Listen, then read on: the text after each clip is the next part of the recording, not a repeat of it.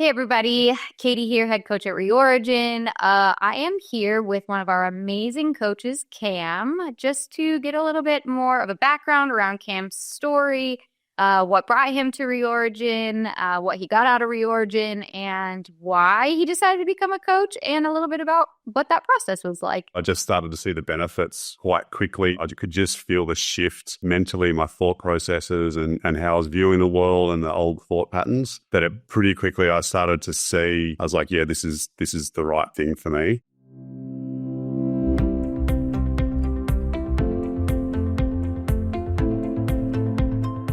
So Cam, thank you so much for being here with me and for being open enough to share your story. I know it's not, it can be a little uncomfortable, diving into the things that brought us into brain retraining and the healing journey in general. So I really appreciate you being here with me. So if you don't mind, I would love to kind of start before you even came to Reorigin. I know you've told me in the past, you had a pretty high stress job and you had some depression and anxiety around that. So just kind of like tell me what that was like. What was it like, obviously having a career, but also being a dad and, a husband and a friend and all of those things. Walk us through it a little bit. Yeah, sure. Thanks, Katie. Yeah, look, before I got sick, life was pretty busy. So I was working some pretty stressful jobs on large construction projects. So I held senior roles on a couple of different big transport projects and then some other big organizations.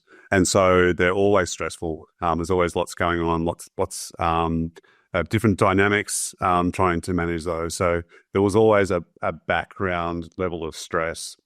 On top of that, I also have two young children. I still have two children. They were much younger then. So as my career was kind of growing, so was my family. And so I had two young kids. So I've got two boys.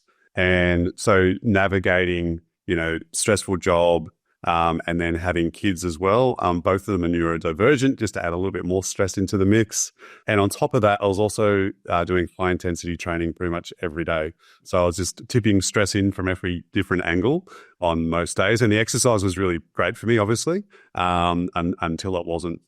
And that kind of started to happen in my last corporate role, where I was in a workplace that was a really difficult workplace to work in, some very difficult relationships. And that really tipped my stress levels over the edge, where I just found that workplace really difficult. And I ended up suffering with anxiety and depression. I left that workplace. But ultimately, that's when I started to get sick. Even though I'd removed myself from that place, the stress levels had been so high, again, with all the extra parental things in the background as well. And that's kind of when I started to get sick. And so you left that high stress job, and correct me if I'm wrong, but did you go into another job or did you just like kind of take some time off at that point? Yeah, I took time off.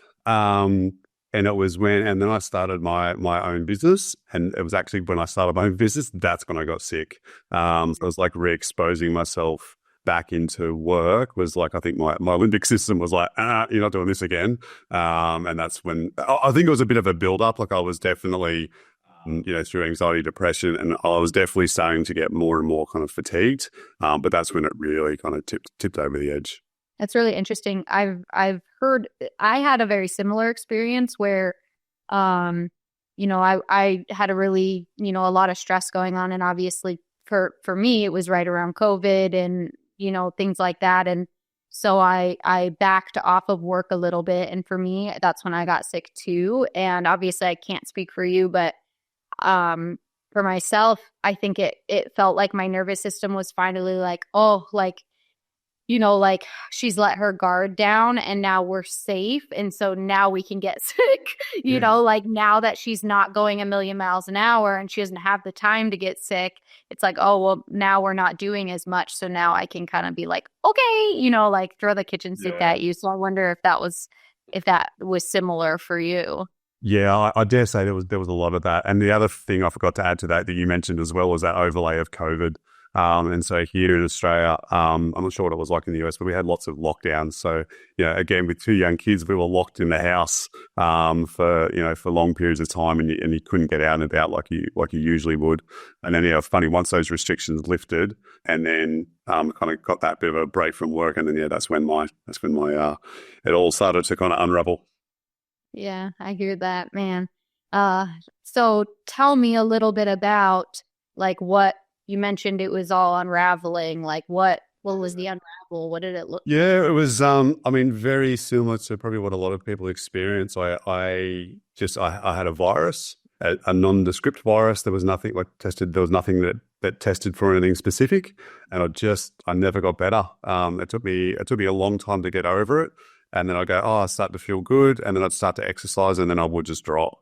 And this just kept going for months and months, to the point where I would start to feel better, and I'd just go for a short run.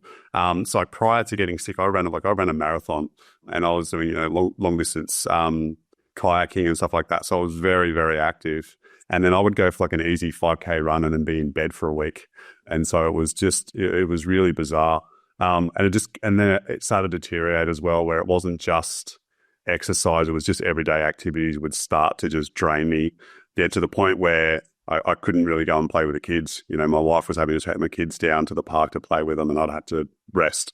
So it was just this just managing enough to be able to do work, but apart from that, I just didn't have anything else left. And as much as you are comfortable with sharing, how did that impact your relationships? How did it impact your relationship with your kids, with your spouse? Yeah, it was really challenging. Thankfully, my wife was very understanding, but she's medical, so she kind of understood to an extent about what was going on. So she was really supportive, so that was helpful. My kids certainly didn't understand. They're like, Dad, can we go? Can we go to the beach or go? And I was like, I can't. I'm really sorry, I can't, and couldn't explain to them why. I think what was so yeah. So thankfully, my wife was really supportive. I think what was hardest for me was my friends, and I'd built up a really big social group around exercise and training, and they would be like, "Where are you?" Or what, why don't you? Why? Yeah, where are you? And they might see me out like trying to train, and I'd be at like half the speed I would normally doing. They were just shaking their head, going like, "What is going on?" And so some people I could explain it to, and they kind of, well, at that stage I didn't know what was going on, but other people I just had to withdraw. And I think that was the big thing, is a lot of those social connections. I had to really withdraw back to my family and just a few key friends to be able to say, hey, I don't know what's going on, but I just can't do what I was doing. So it was really challenging. It was probably definitely the hardest part for me was losing all those social connections and not being able to, not knowing what was going on and not being able to explain it to anyone. Yeah. And as we know, isolation can be like almost the cherry on the top of chronic illness, where you're experiencing so much and then people don't understand, and you feel that need to withdraw because it takes a lot of energy to try to explain, and so Yeah. it's like just going to be with people who understand. Yeah, absolutely. Okay, so then tell me a little bit about kind of like maybe the start of your healing journey. What happened before you came to Reorigin, or was Reorigin your first choice? Yeah. So I'd gone down the medical route, so I'd had lots of different tests and all that kind of stuff, and everything came back normal. And like, my doctor was like, everything's fine here. He knew that something wasn't right, because we'd been through what I'd been doing exercise wise before, and he goes, yeah, something's not right here. Ruled out, energy deficiencies. Ruled out all the blood tests. There's nothing there. And so we'd been talking about post-viral fatigue, but by this stage it was like, no, this is now chronic fatigue. This has progressed on. And he really didn't have any advice about what to do. He was kind of like, just about pacing.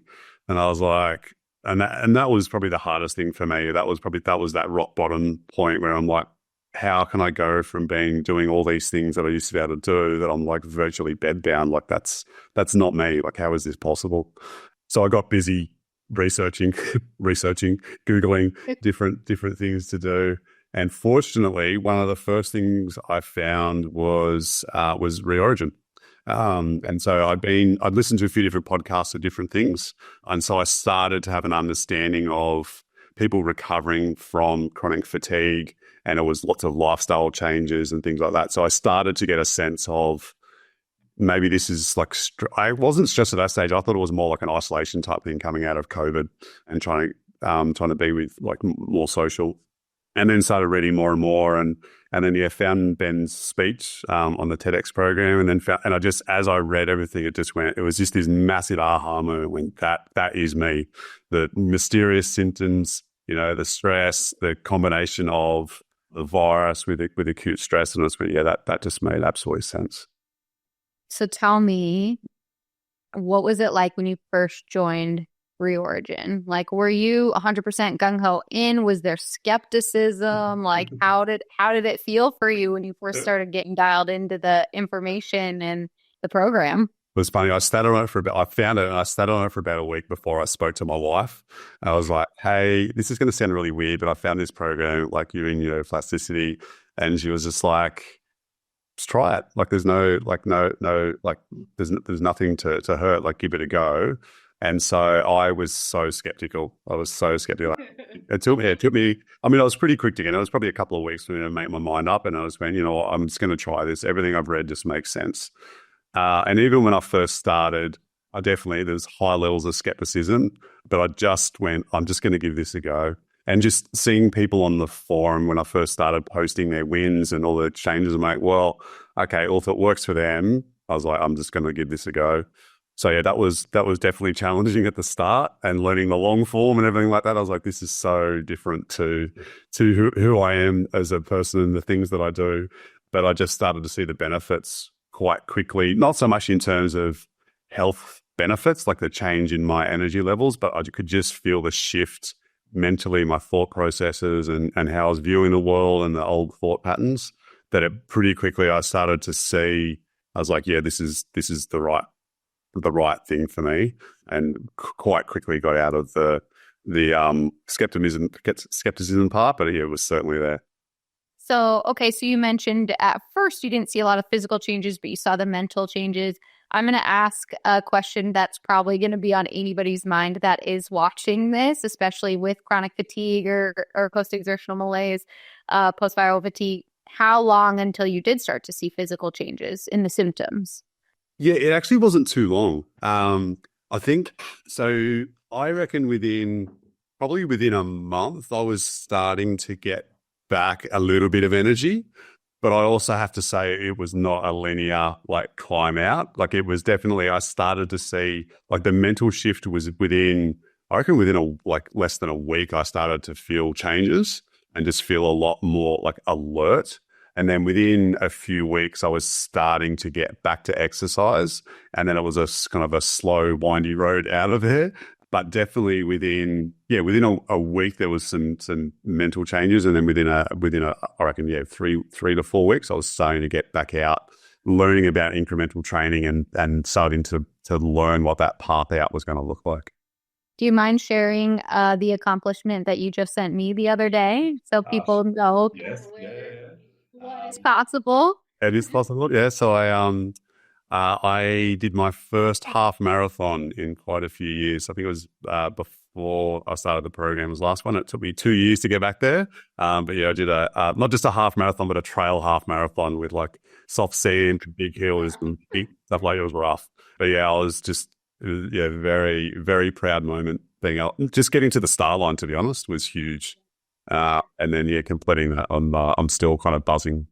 Having got that. So a little bit, you joined Reorigin a little more than a year ago, correct?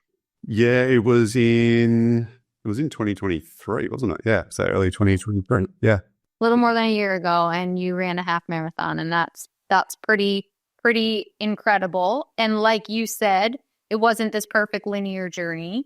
You had lots of ups and downs. I'm curious what you know now, if you could go back to that Cam. Is there anything that you would tell him to do differently with the propulsion you have now? Great question. This is, I'll add this and say this has taken me way too long to learn.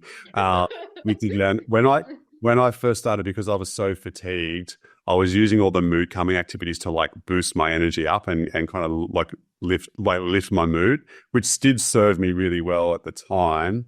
What I came to realize later on was actually what's causing all these issues is the anxiety and stress, like anxiety of running, anxiety of work and everything like that. And so now I'm doing a lot more like mood calming exercises. So like do like yoga and meditations and yoga nidra and stuff like that, and trying more and more to bring myself back to that state of calm rather than trying to boost myself up all the time.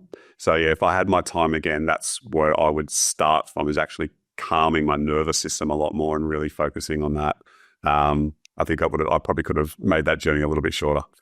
Yeah, thank you. I think that's such great insight. Like you said, especially for so many of us who, because I struggled with chronic fatigue and post-exertional malaise too, is, yeah, we think, oh, I need to elevate myself. And oftentimes it's like, well, the reason that you're feeling the way you are is because you're too elevated, right? Subconsciously, you're too elevated. So what can be helpful is to actually do the calming. So that's a very nuanced thing that a lot of us don't get right away. So I think, thank you for adding that. I think that's fantastic. Such a good insight for people. Awesome. Okay. So ran your first half marathon. I love that. Okay. But you're also a coach now. So how did that happen? Cam, you went from being skeptical about brain retraining. Yeah. Now you are a neuroplasticity coach. So what was that process like? And tell us, like, you know, what it's like being a coach and being able to teach what you learned. Yeah, such an awesome experience for me to be able to help others through the same journey that you and I have been on, right? And so, yeah, when we first started talking about, hey, do you want to come and do some coaching? I was like, absolutely. I mean, there was lots of, spend lots of time learning, deeper learning about neuroplasticity and how to apply that program. But it's such a joy to work with people to be able to the things we've just spoken about now about, the nervous system calming and all those things that I kind of learned over time, as like being able to not shortcut it, but being able to give those really valuable insights early on, and just being able to really clarify with people what they're working on. So the long forms, for example, they can be really challenging when you first start. There's so much information to go through.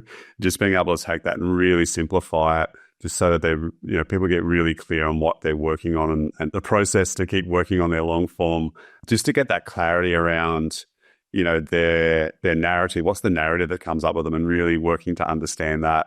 And then what's the positive narrative that they want to use instead, and just seeing those aha moments where people realize what they've been doing in the past is not serving them, and then being able to shift that narrative is really helpful. So yeah, it's one of the most rewarding things I've ever done, honestly, Katie, being able to see people and seeing, like, when you do a momentum group, it's like you see people when there are some people and they're like horizontal, they're so unwell, and you just as the group progresses, they kind of just slowly get more and more upright to the end where they're up and they're smiling and joking, and just seeing that progress over 3 months is just amazing. So yeah, it's an incredible gift for me to be able to help others with it, really. Yeah, and you're so good at it. You're an incredible coach. It's definitely an honor to have you. And I remember you were in my momentum. Yes. And I actually remember one of the members making a joke and being like, Cam should be a coach. And I was like, I'm going to put that in my back pocket for later. I do remember. It's funny. I do remember that. I do remember that quote. And it's funny because I'd always, when I'd started, and so, obviously you and Nat were coaching, and I was like, oh, how awesome would it be to be a coach here? So yeah, that was awesome. Very cool. Yeah. We're so glad to have you. Okay, I have a couple other questions, just because obviously you and I, while we struggled with some of the same things and kind of dealt with chronic stress and things like that, I am a female and I am not a parent and I'm not married, and you are a male, you're a parent, you're married. So there are different dynamics here. So I'm just curious, like, if a guy or a dad is watching this and might be feeling skeptical or struggling or just wondering where he's at and what he should be doing, like, what piece of advice could you give? Awesome. Yeah, so many. There's probably two things I would probably say with that. So one, for me personally, one of the real benefits I got from Reorigin was I'm a much better parent. than I ever was before. I'm a lot more present. My goal before Reorigin was to tolerate my kids, which I didn't always succeed at. And I was just angry. I was always angry. And so with Reorigin, I've been up because I've calmed my nervous system down. I no longer yell at my kids. I'm way more present. I play with them. I'm not perfect. They're very challenging, as any parent knows. I'm human, and so are they. Yeah, exactly. But I am just so much more present, and my relationship with them has completely changed. So from that perspective, like parking all of the health benefits that I got from Origin and getting my life back, the relationship I now have with my kids is just so much better. So from that perspective, that's one of the biggest benefits I got from it. I think from the kind of the general being a male coming into Reorigin, I did find it a bit, I'm going to say confronting, like some of the different activities, like the mood calming activities and doing yoga and stuff like that. And I'm like, I'm not doing that. Like I've never done that in my life. I exercise a little bit hard, and then if I go harder again. So I really did find that challenging. But ultimately, it was, if I don't do this, like if I don't change, then I won't change. And so just giving things a go, and you might see things sometimes you go, that doesn't work for me. And that's totally fine. There's lots of other things that you can find that will work for you. So yeah, never in a million years did I think I'd be doing, yoga a couple of times a week and yoga nidra and things like that. But I just did these things and they worked. And the more and more I spoke to other, like dads, even like not that are in the program, they're all really struggling with stress and all this other kind of stuff. And you'd start sharing with them some of the stuff that they do, and they're like, that sounds awesome. Can I do it as well? So I think guys don't necessarily talk about some of these things, but there are a lot of males out there who are doing yoga, meditation, stretching, going for walks, socializing. I think that's the other thing as well. Males are terrible for socializing. Like unless we go out for beers in Australia, I don't know if it's like in the States, but in Australia, unless you're going out for beers, it's really hard. So yeah, that's something else I got from this program, is being able to find ways to socialize with my friends that aren't alcohol related. So that's been one of the other real benefits I got from it. That's awesome. Thank you so much for sharing that stuff. I mean, we do, like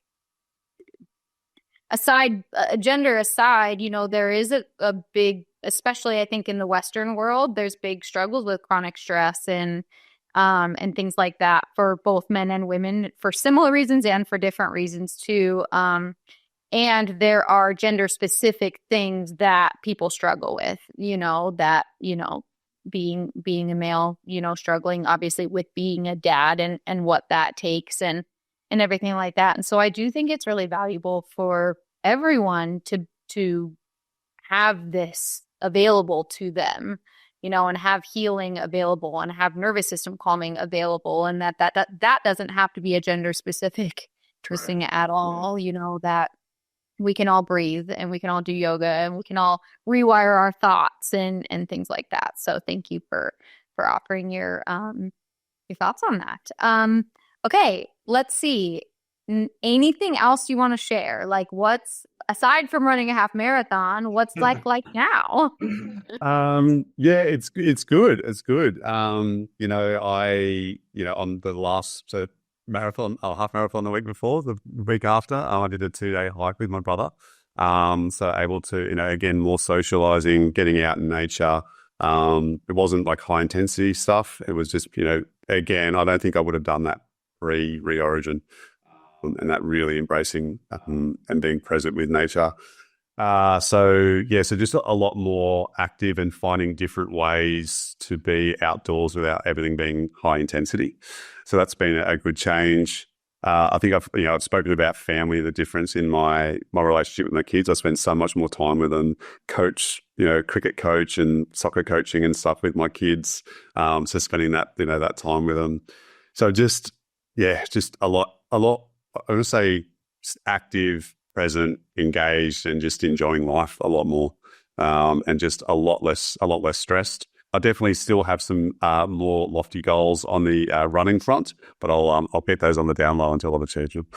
That's awesome. Thank you so much for sharing your story with us, Cam. Absolutely incredible how far you've come. and that you are using what you've learned to help others. It is really admirable and obviously appreciated. Thank you very much. It's great to have the opportunity to kind of share with everyone. Yeah, thank you guys so much for being here and for listening. If you have any questions for Coach Cam, you can leave them in the comments below.